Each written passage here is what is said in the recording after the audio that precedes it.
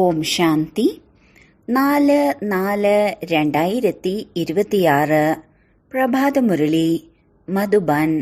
മധുരമായ കുട്ടികളെ, അള്ളാഹുവിനെയും സമ്പത്തിനെയും ഓർമ്മിക്കൂ, എങ്കിൽ സുന്ദരമായി മാറും. ബാബയും സുന്ദരനാണ്, അതിനാൽ ബാബയുടെ കുട്ടികളും സുന്ദരമായിരിക്കണം. ചോദ്യം: എന്തുകൊണ്ടാണ് എല്ലാവർക്കും ദേവതകളുടെ ചിത്രങ്ങളോട് ആകർഷണമുണ്ടാകുന്നത്? അവരിൽ ഏത് വിശേഷ ഗുണമാണ് ഉള്ളത്? ഉത്തരം: ദേവതകൾ വളരെ മനോഹരവും പവിത്രവുമാണ്. സൗന്ദര്യം കാരണം അവരുടെ ചിത്രങ്ങളോടും ആകർഷണമുണ്ടാകുന്നു. ദേവതകളിൽ പവിത്രതയുടെ വിശേഷ ഗുണമുണ്ട്. ഈ ഗുണം കാരണം തന്നെയാണ് അപവിത്രമായ മനുഷ്യർ തലകുനിക്കുന്നത്. ആരിലാണോ സർവ ദൈവിക ഗുണങ്ങളുമുള്ളത്, സദാ സന്തോഷത്തിലിരിക്കുന്നത്, അവർ തന്നെയാണ് മനോഹരമായി മാറുന്നത്. ഓം ശാന്തി. ആത്മാക്കളുടെയും പരമാത്മാവിന്റെയും മിലനം എത്ര അത്ഭുതകരമാണ്. നിങ്ങൾ പരിധിയില്ലാത്ത അച്ഛന്റെ കുട്ടികളാണ്. അതിനാൽ കുട്ടികളും എത്ര മനോഹരമായിരിക്കണം. ദേവതകളും മനോഹരമാണല്ലോ. എന്നാൽ രാജധാനി വളരെ വലുതാണ്. എല്ലാവരും ഒരേപോലെ മനോഹരമായിരിക്കില്ല. എന്നാലും ചില കുട്ടികൾ തീർച്ചയായും മനോഹരമാണ്. ആരെയാണ് മനോഹരമെന്ന് പറയുന്നത്? ദൈവികമായ ഗുണങ്ങളുള്ളവരും സദാ സന്തോഷത്തിൽ ഇരിക്കുന്നവരും. ഈ രാധയും കൃഷ്ണനും മനോഹരമാണല്ലോ. അവരിൽ ഒരുപാട് ആകർഷണമുണ്ട്. ഏത് ആകർഷണമാണ് ഉള്ളത്? പവിത്രമായത് കാരണം അവരുടെ ശരീരവും ആത്മാവും പവിത്രമാണ്. അതിനാൽ പവിത്രമായ ആത്മാക്കൾ അപവിത്രമായ ആത്മാക്കളെ ആകർഷിക്കുന്നു. പവിത്രമായവരുടെ കാലുകളിൽ വീഴുന്നു.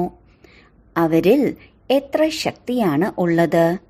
സന്യാസിമാരാണെങ്കിലും തീർച്ചയായും ദേവതകളുടെ മുന്നിൽ തലകുനിക്കുന്നു. ഒരുപക്ഷെ ചിലരെല്ലാം വളരെയധികം അഹങ്കാരികളായിരിക്കും. എന്നാലും ദേവതകളുടെ അഥവാ ശിവന്റെ മുന്നിൽ തീർച്ചയായും തലകുനിക്കും. ദേവിമാരുടെ ചിത്രങ്ങളുടെ മുന്നിലും കുനിഞ്ഞു പോകുന്നു. എന്തുകൊണ്ടെന്നാൽ ബാബ മനോഹരമാണെങ്കിൽ ബാബയാൽ സൃഷ്ടിക്കപ്പെട്ട ദേവീ ദേവതകളും മനോഹരമായിരിക്കും. അവരിൽ പവിത്രതയുടെ ആകർഷണം ഉണ്ടായിരിക്കും. അവരിലുള്ള ആകർഷണം ഇപ്പോൾ വരെ നിലനിന്നു പോകുന്നുണ്ട്.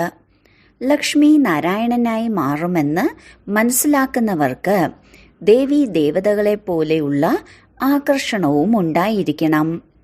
ഈ സമയം നിങ്ങളുടെ ആകർഷണം പിന്നീട് അവിനാശിയായി മാറും.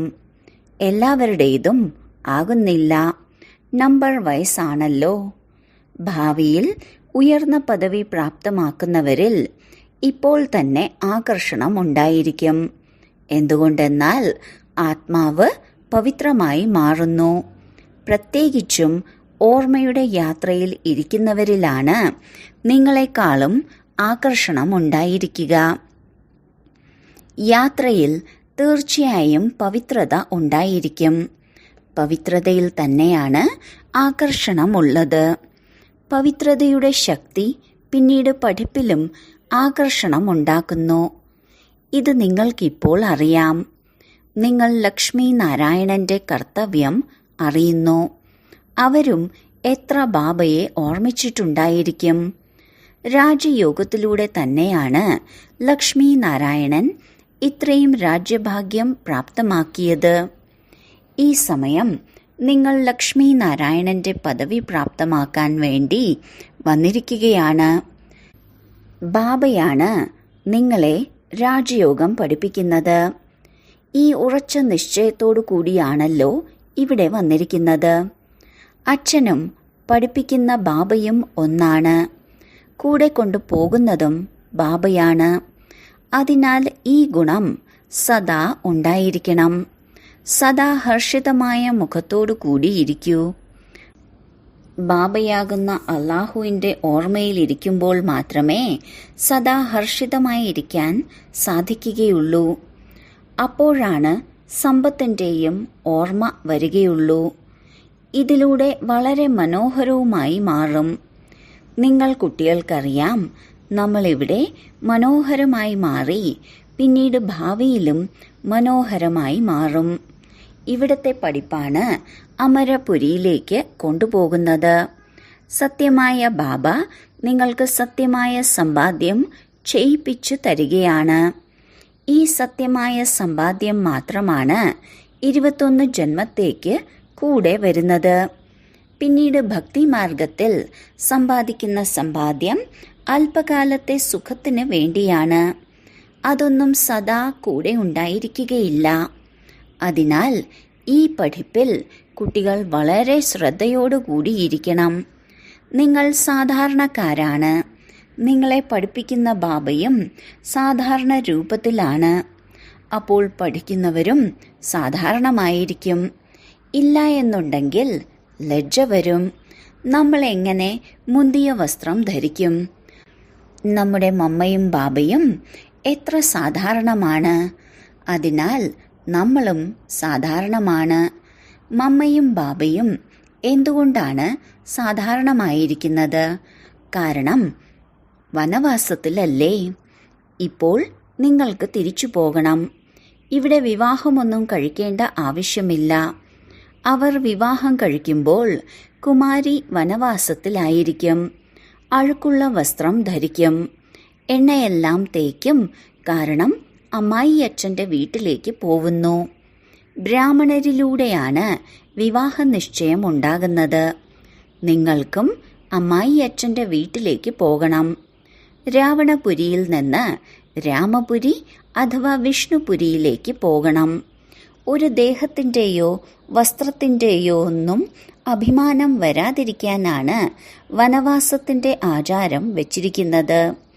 ഒരാൾ വില കുറഞ്ഞ സാരി ധരിച്ചിരിക്കുമ്പോൾ മറ്റൊരാളുടെ വില കൂടിയ സാരി കാണുകയാണെങ്കിൽ ചിന്ത വരും. ചിന്തയുണ്ടാകുന്നു, ഇവർ വനവാസത്തിലല്ല എന്ന്. എന്നാൽ നിങ്ങൾ വനവാസത്തിൽ സാധാരണമായി ഇരുന്നു കൊണ്ടും ആർക്കും ഉയർന്ന ജ്ഞാനം നൽകൂ.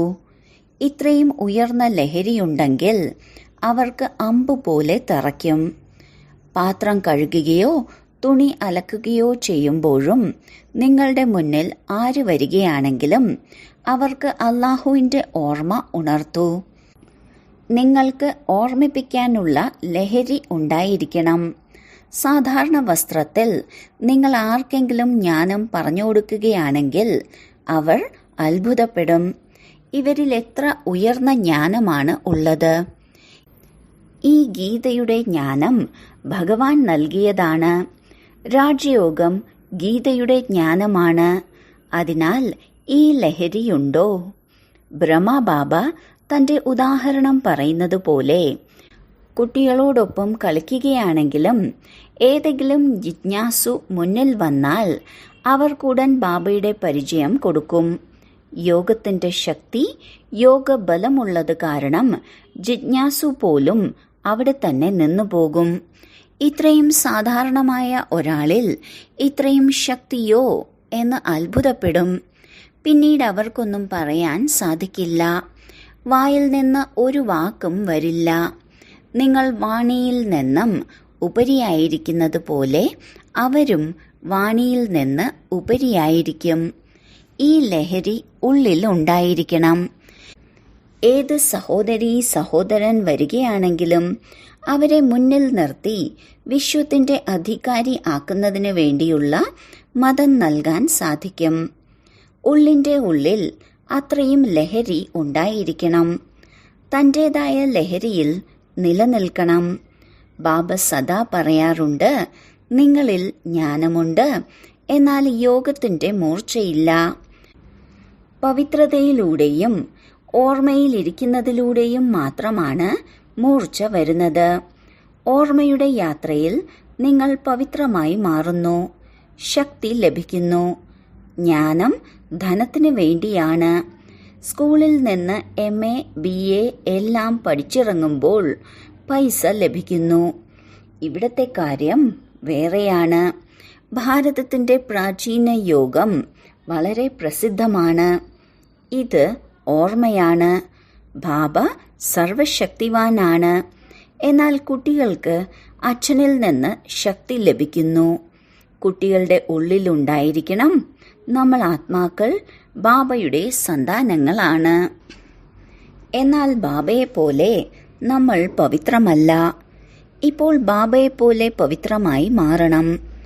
ഇപ്പോൾ ലക്ഷ്യമുണ്ട്. യോഗത്തിലൂടെ മാത്രമാണ് നിങ്ങൾ പവിത്രമായി മാറുന്നത്. അനുസരണയുള്ള കുട്ടികൾ മുഴുവൻ ദിവസവും ഈ ചിന്തനങ്ങൾ നടത്തിക്കൊണ്ടിരിക്കും. ആര് വരികയാണെങ്കിലും അവർക്ക് വഴി പറഞ്ഞു കൊടുക്കണം. ദയ തോന്നണം. പാവങ്ങൾ അന്ധരാണ്. അന്ധർക്ക് ഊന്നുവടി നൽകിക്കൊണ്ടു പോകാറില്ലേ? മനുഷ്യരെല്ലാം അന്ധരാണ്. ജ്ഞാനത്തിന്റെ നേത്രമില്ല. ഇപ്പോൾ നിങ്ങൾക്ക് ജ്ഞാനത്തിന്റെ മൂന്നാമത്തെ നേത്രം ലഭിച്ചിരിക്കുകയാണ്. അതിനാൽ എല്ലാം അറിഞ്ഞുകഴിഞ്ഞു. മുഴുവൻ സൃഷ്ടിയുടെ ആദിമധ്യ അന്ത്യത്തെക്കുറിച്ച് ഇപ്പോൾ നിങ്ങൾക്കറിയാം. ഇതെല്ലാം ഭക്തിമാർഗത്തിലെ കാര്യങ്ങളാണ്. നിങ്ങൾക്ക് മുൻപൊക്കെ മോശമായതൊന്നും കേൾക്കരുത്, കാണരുത് എന്ന് അറിയുമായിരുന്നോ? ഈ കുരങ്ങന്റെ ചിത്രം എന്തുകൊണ്ടാണ് ഉണ്ടാക്കിയിട്ടുള്ളത്? ലോകത്തിൽ ആർക്കും ഇതിന്റെ അർത്ഥം അറിയില്ല. നിങ്ങൾക്കിപ്പോൾ അറിയാം.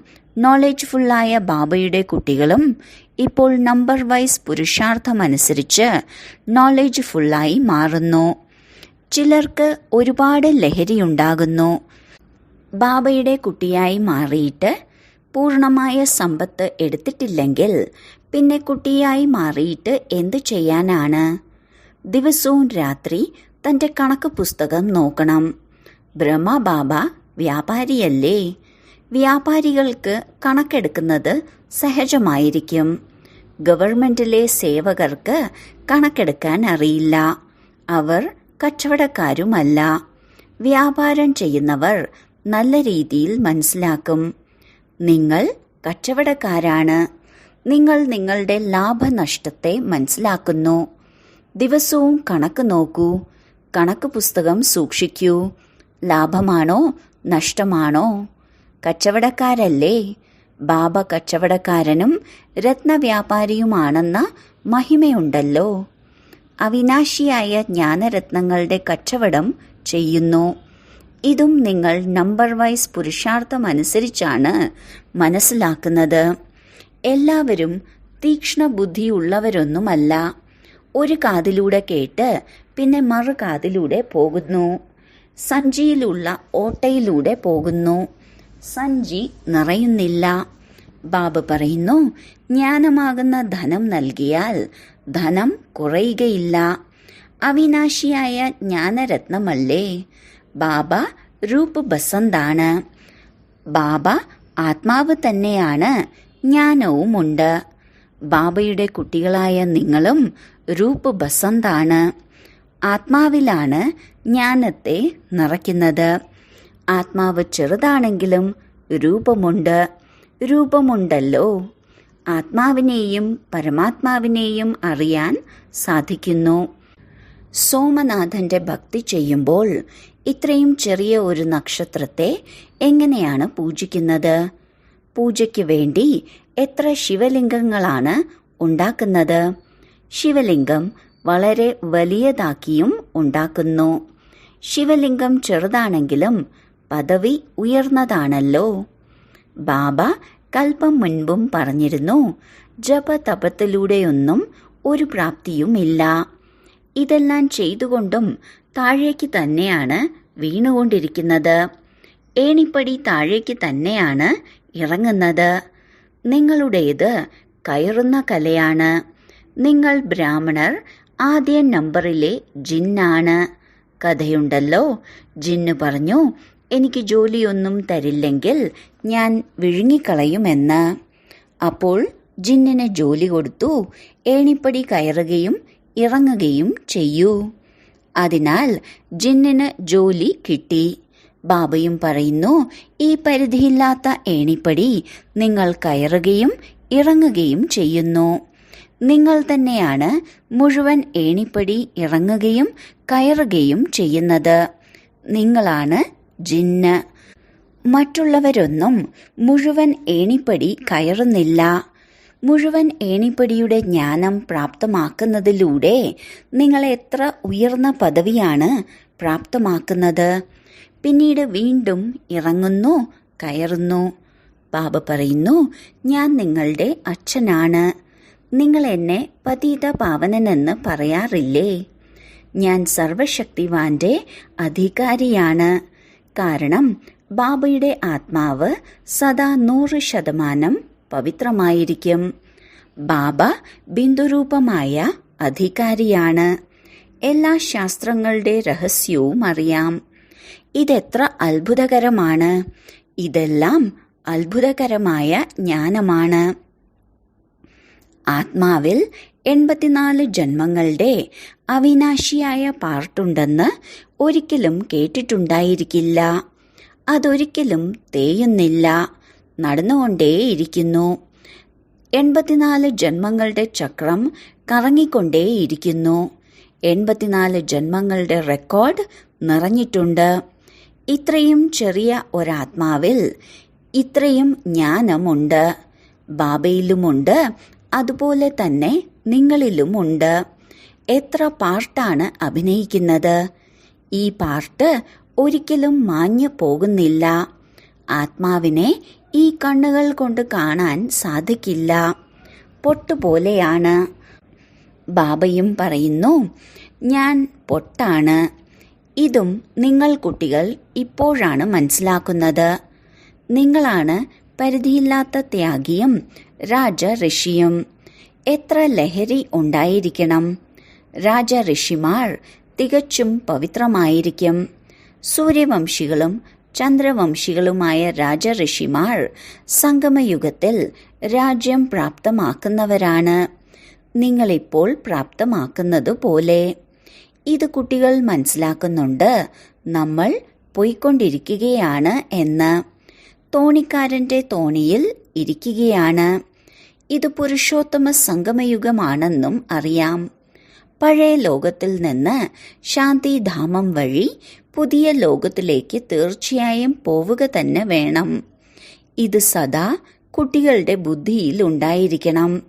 സത്യയുഗത്തിലായിരുന്നപ്പോൾ മറ്റൊരു രാജ്യവും ഉണ്ടായിരുന്നില്ല. നമ്മുടെ രാജ്യമായിരുന്നു. ഇപ്പോൾ വീണ്ടും യോഗബലത്തിലൂടെ തന്റെ രാജ്യം എടുക്കുകയാണ്.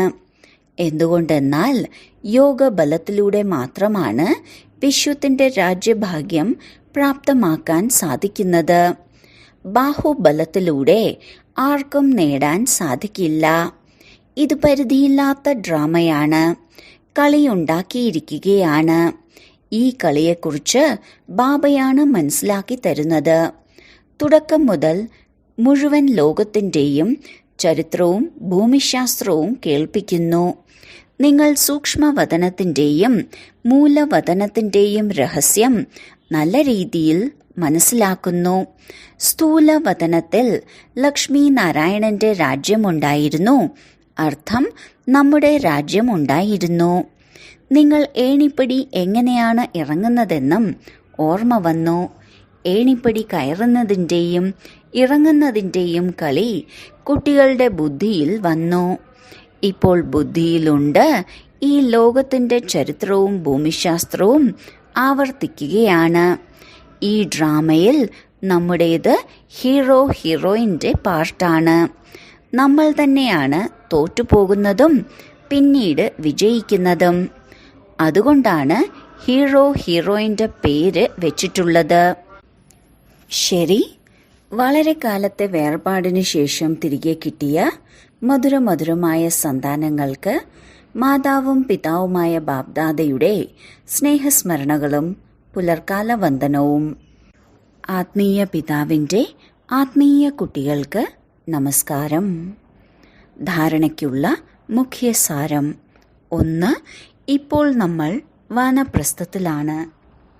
അതിനാൽ വളരെ വളരെ സാധാരണമായിരിക്കണം. വസ്ത്രത്തിൻ്റെയോ ദേഹത്തിൻ്റെയോ അഭിമാനമുണ്ടാകാൻ പാടില്ല. ഏതൊരു കർമ്മം ചെയ്തുകൊണ്ടും ബാബയുടെ ഓർമ്മയുടെ ലഹരി ഉണ്ടായിരിക്കണം. 2. നമ്മൾ പരിധിയില്ലാത്ത ത്യാഗികളും രാജഋഷികളുമാണ്. ഈ ലഹരിയിലിരുന്ന് പവിത്രമായി മാറണം. ജ്ഞാനധനത്താൽ നിറവുള്ളവരായി മാറി ദാനം ചെയ്യണം. സത്യം സത്യമായ കച്ചവടക്കാരായി മാറി തൻ്റെ കണക്ക് പുസ്തകം വയ്ക്കണം. വരദാനം: സ്വയത്തെ സേവാധാരിയെന്ന് മനസ്സിലാക്കി സ്വയം മോൾഡ് ആകുകയും മറ്റുള്ളവരെ മോൾഡ് ആക്കുകയും ചെയ്യുന്ന നിമിത്തവും വിനയചിത്തരുമായി ഭവിക്കട്ടെ. ആരാണോ തൻ്റെ ഓരോ സങ്കല്പവും കർമ്മവും ബാബയ്ക്ക് മുന്നിൽ സമർപ്പിക്കുന്നത് അവരെയാണ് നിമിത്തമായവർ എന്ന് പറയുന്നത്. നിമിത്തമാവുക അർത്ഥം അർപ്പണമാവുക. ആരാണോ താഴ്മയോടെ ഇരിക്കുന്നത് അവരാണ് വിനയചിത്തർ. സങ്കല്പങ്ങളിലും സംസ്കാരങ്ങളിലും എത്രത്തോളം വിനയമുള്ളവരായി മാറുന്നുവോ അത്രത്തോളം മുഴുവൻ ലോകവും താങ്കൾക്ക് മുന്നിൽ കുനിയുന്നു. താഴ്മയുള്ളവരാകുക അർത്ഥം താഴ്മയുള്ളവരാക്കുക. മറ്റുള്ളവർ എൻ്റെ മുന്നിൽ കുറച്ച് താഴട്ടെ എന്ന ചിന്ത പോലും വരരുത്. ആരാണോ സത്യമായ സേവാധാരികൾ അവർ സദാ വിനയത്തോടെ ഇരിക്കുന്നു. അവർ ഒരിക്കലും ആവേശത്തിൽ വരില്ല. സ്ലോഗൻ: ഇപ്പോൾ സമസ്യ സ്വരൂപമല്ല, പരിഹാര സ്വരൂപമായി മാറൂ. അവ്യക്ത സൂചന: മഹാനായി മാറുന്നതിനായി മധുരതയും നമ്രതയുമാകുന്ന ഗുണങ്ങൾ ധാരണ ചെയ്യൂ. താങ്കൾ മഹാൻ ആത്മാക്കളുടെ മനസ്സിലെ ഓരോ സങ്കല്പങ്ങളും ഓരോ ആത്മാക്കൾക്ക് വേണ്ടിയും മധുരതയുള്ളതും മഹത്തായതുമായിരിക്കണം. എങ്ങനെയാണോ ബാബയ്ക്ക് ഓരോ ആത്മാക്കളെ പ്രതിയും ദയയുടെയും മംഗളത്തിൻ്റെയും ഭാവനയുള്ളത്, ഓരോ ആത്മാവിനെയും ഉയർത്താനുള്ള ഭാവനയുള്ളത്, മധുരതയുടെയും നവീനതയുടെയും ഭാവനയുള്ളത്, താങ്കളുടെ സ്വഭാവവും അതുപോലെയാക്കി മാറ്റണം. ഉറക്കെ സംസാരിക്കുക, ആവേശത്തിൽ വരിക എന്നീ സ്വഭാവമുണ്ടെങ്കിൽ അത് ബ്രാഹ്മണ ജീവിതത്തിൽ വലിയ വിഘ്നങ്ങളായി മാറും. അങ്ങനെയുള്ള സംസ്കാരങ്ങളെ ഇപ്പോൾ പരിവർത്തനപ്പെടുത്തൂ. ഓം ശാന്തി.